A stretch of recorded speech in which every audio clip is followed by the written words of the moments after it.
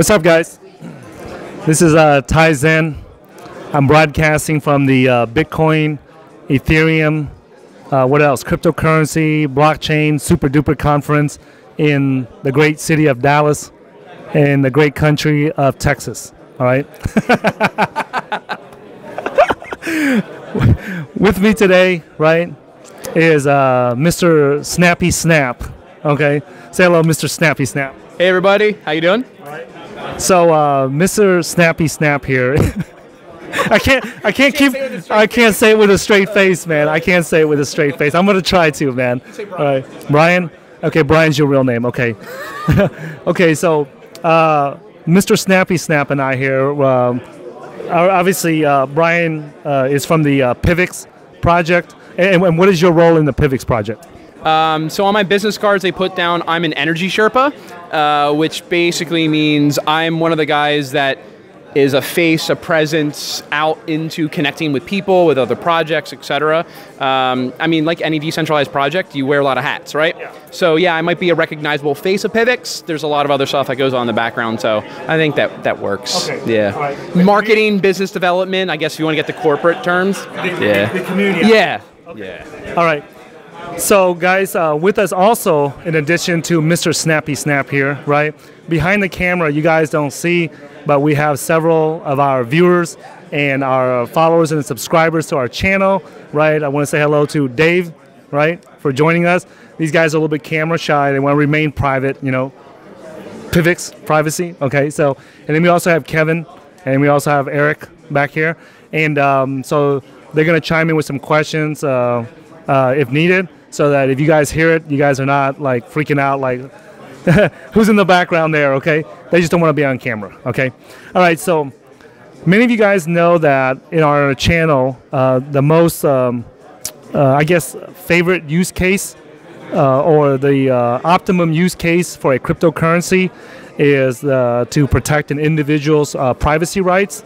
If you guys have been following our channel for the last 4 or 5 years, you should know that that is like the biggest issue that we address, and that's our favorite issue. So we support any projects that are legit and they're actually working on, you know, helping to increase an individual's financial privacy rights. And PIVX is one of those projects, right? PIVX stands for private, instant, very private. Go ahead. Private, instant, verified transaction. Okay. So I'm not very good with acronyms there, so that's what he's here for, okay? Okay, so before we talk about the PIVX project, you know, our audience always wants to know who I'm talking to and what's their background and how they got into Bitcoin, cryptocurrencies and stuff. So could you share a little bit about what your background is and how you got into crypto? Yeah, so my background, I actually was a sort of hardcore academia scientist nerd, so, but also very me energetic, right? I'm not the tech guy, right? Like I can write a little bit in C++, I can make, you know, gorillas throw bananas back and forth at each other, that's about it. So I'm not going to develop a core wallet anytime soon. But I knew 5-6 years ago, I had to get into this space, right? I didn't understand the tech at that point. I just knew a gut sense, I've got to get involved. So I bought, you know, purchased my first Bitcoin, started reading a little bit. And then for me, I got drawn into where are communities, right? Because for me, you can have the best tech in the world, but if there's no connection to people, then that project's probably got a lower rate of success. And that was just my observation 5 years ago. And this was back when altcoins and scam coins were as prevalent as they are today, but it was a lot easier to basically make a pump and dump coin and then just disappear off the face of the earth, right? So that's how I started getting into other alternative cryptocurrencies. I knew the co-founders of what is now known as PIVX, and then when we rebranded into PIVX just about a year ago, that's when I really started getting more involved in the community and the project. Okay, so back in the, I'm sure our audience, if you got into Bitcoins like 4, 5, 6 years ago, could you share with our audience what was the first Bitcoin price that you got? You don't have to share how many, you know, the few thousands that you got, just like, just the price of one. It was, I think, $100 and some, might maybe been around 200. So it was early. Okay. I got into Ethereum's ICO. I got it, yeah, it was, and then of course you're like, oh, Ethereum went to like $15, and like, you know, hindsight, we were talking about this earlier, I don't think any of us expected or saw how fast this was going to grow, which is great that it has. It I think, snuck up on a lot of people. So. Okay, so yeah, we got into the Ethereum ICO also on our team, you know. So congratulations, you know. You must have been watching our videos back then. I listen to smart people. I listen to smart. Because we were the only channel out there telling people to get into crypto. Other people were talking about Ethereum. We were telling people to get into it. Yeah. Go. Yeah. So, yep. Okay, so the other thing that you just mentioned from your background is that you talked about a community is more important than the tech, you know, which is what our team's belief is on our channel. Our team believes that you can have the best tech in the world, but if you don't have a community behind it to support it and everything, then it's nothing, right? It's just fancy tech. Yeah, so I will say for me, you need to have the marriage, right? So I look at tech and community, and this is a gross simplification of the masculine and a feminine, right? So if you've got all tech, but no community, then you're going to end up with like all these academics and brainiacs, and they just can't relate to people. Yeah. The flip of it is, if you just got a bunch of like fanboys running around, like jumping all over the place, but you don't have any substance to it, then you've got what is scams, right? Yeah. So I didn't say that. That was off camera. But no. But so that's where you need to find, for me, those projects that have that synergy working together.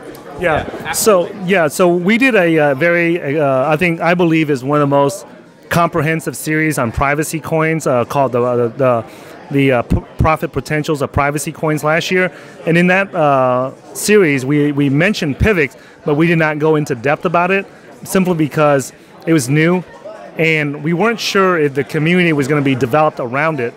And it wasn't until like late towards the end of last year that we saw that there was a big enough community to where we know that it's not going to be a project that just dies off, and it has a governance, it has a treasury, and we'll get into more detail about that here shortly. But that's when we decided, hey, you know what, now is a time that we need to look into it. We try to catch up with you guys at the Miami Bitcoin conference, but it was crazy. You know, and there's like 4,000 or 5,000 people there, so it was not easy. But talk about what got you interested into PIVX. Yeah.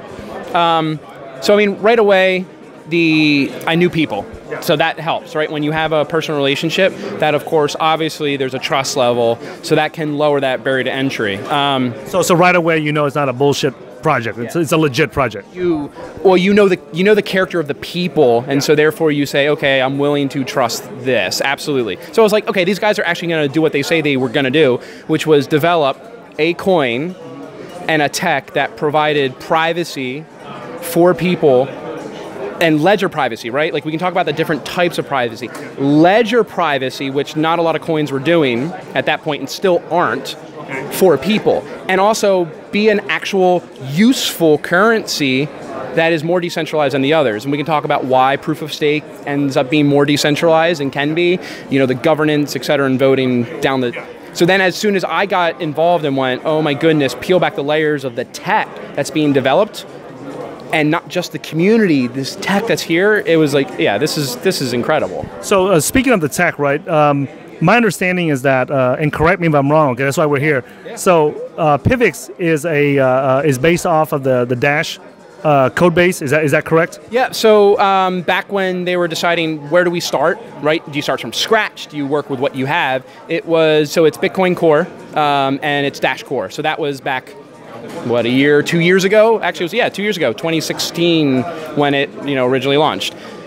Since then, there's been a lot of code-based changes. A lot of stuff's customized, and just like most endeavors in humanity, you evolve, right? You say, hey, we're going to start, and now we're going to go here, right? And it's not. I'm not saying good, better, or otherwise. I'm just saying we took everything in a different direction. So, are you familiar with other privacy projects such as Particle? A little bit. Okay, because... Maybe not enough, I'm not an expert, so... Okay, no. Necessarily. No, the reason why, because we did a lot of research on the Particle project, and they also have a similar situation in the past, right? Where they had like tokens that were 100% private, and then tokens that were public, like you guys do. So it seems like it's not just... is there like a... what do you call that? Oh, and also in Zcash or Zclassic, they also have a very similar feature where they have private and public tokens, right? And I was told that they have they eats up a lot of horsepower or CPU or RAM. Like if you want to generate a very 100% private transaction using Zcash or Zclassic, it eats up like...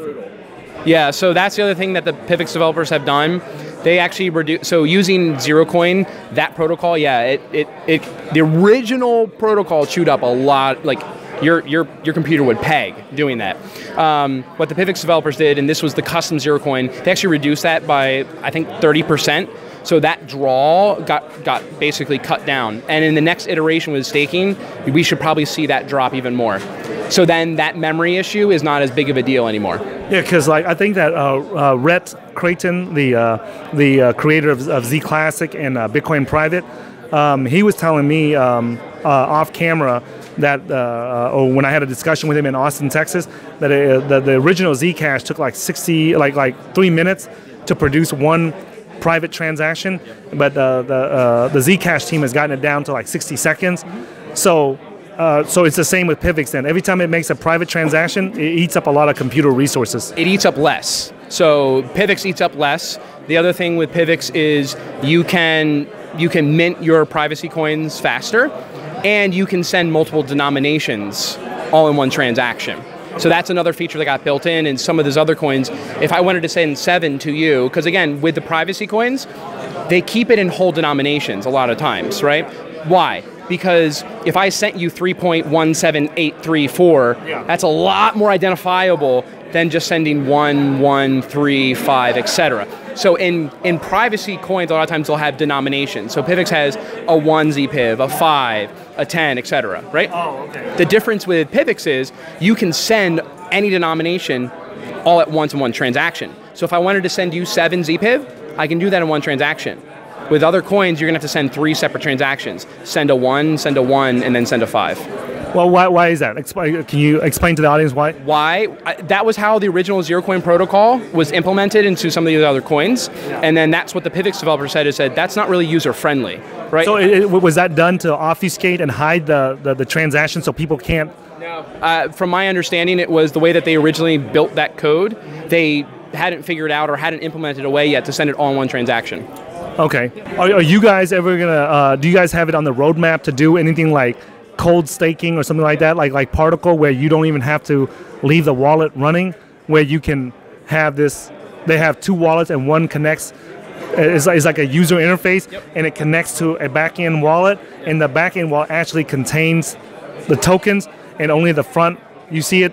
And so now the risk of being hacked or something like that while you're staking is significantly reduced. Are you guys planning anything like that? Yeah, so there's a bunch of stuff on the roadmap. I mean, the ones I'll list off to your question before that, there will be ZPIV staking, which is coming up.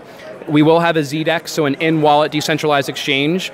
So you'll be able to put Bitcoin into the PIVX wallet and actually get ZPIV out, right? So then you're going direct privacy into your wallet from Bitcoin. We will have a Ledger masternode collateral set up. So you could run a masternode, put your 10,000 PIV as collateral onto a Ledger, unplug it, throw it into your safe, but you're still running your masternode. So that's the first step. After that, yeah, there's plans to implement basically what's called cold staking. Okay, that's really nice, man. I'm excited to hear about that, because I've been telling our viewers to stake the PIVX, but I've been very hesitant to tell anyone to run a master node simply because it's not as user friendly. Yeah. It's so you got a question? Yeah. When timeline on that on that ledger scenario? What's the timeline on that ledger scenario, on that cold staking? So the ledger should be, I believe they have it slated for Q2 of this year. So basically by the summer, they'll have the ledger hardware. The cold staking, there's no definitive timeline on that. It's not even on the roadmap for this year, but I know they're looking at it. So there's a lot. If you go to the website, take a look at the roadmap, it's insane. Okay. Yeah. Okay. Yeah. I too also have a question. Can you do 100% ZPIV masternode? So that's a good question. I mean, in theory, So that's a really good question, because in theory, if you obtain PIV, you could mint it all to ZPIV and then send it to yourself, right, as the collateral, and now in theory you're running a ZPIV masternode, right? The thing I think maybe you're asking is, are you going to get rewarded in ZPIV? Yeah, that's a really good question. I haven't thought of that one. And actually, again, I'm not a core developer, so I actually don't know if that's there. They very well might be. We'll ask them and get back. Yeah, we'll let you know. That's cool. So what else do people need to know about the PIVX network besides the privacy, the zero coin privacy technology, the staking, the master nodes, the big community? What else would you like our viewers to know about the PIVX? Again, so we have a built-in governance. I mean, that's something that's really important, I think. And there was even a talk today talking about, hey, you've got all these projects that are digital currencies or whatever, but where's the governance coming from, right? And so we have a decentralized governance. There's voting proposals, right? You could submit a proposal and say, hey, I want. How about we do this, right? I was gonna do a separate video with you, just about the governance and the treasury only. Perfect. Right. So then I'll say what you need to know about PIVX is what I said. Let's come back full loop. At the end of the day, without people, this tech it's just tech, right? So we have an extremely vibrant community. There's people that we're calling them ambassadors, actually, just popping up in Cancun and South Africa and Australia, just developing communities where merchants are now accepting PIVX. You can go to Cancun, eat out at like 15 different restaurants and stay in a hotel with PIV, right? So all of these micro communities are starting to pop up. And that's us as people, like connecting, and then this is us. It's not, yeah. All right, guys. If you so thanks. We got some more in separate videos with Mr. Snappy Snap here. If you guys want to learn more about PIVX, go to pivx.org. If you guys like more of these videos that we do with boots on the ground investing, where we actually go meet the teams and talk to them and get real answers from them, and not some imaginary people online, with funny green screens and stuff like that, make sure you go to www.cryptocurrency.market/newsletter, and you can follow us there, or you can follow me on Twitter at HeyTaiZen, and it's spelled just like you hear it. Okay, so thanks for watching this video, guys, and I'll look forward to seeing you guys in the next video.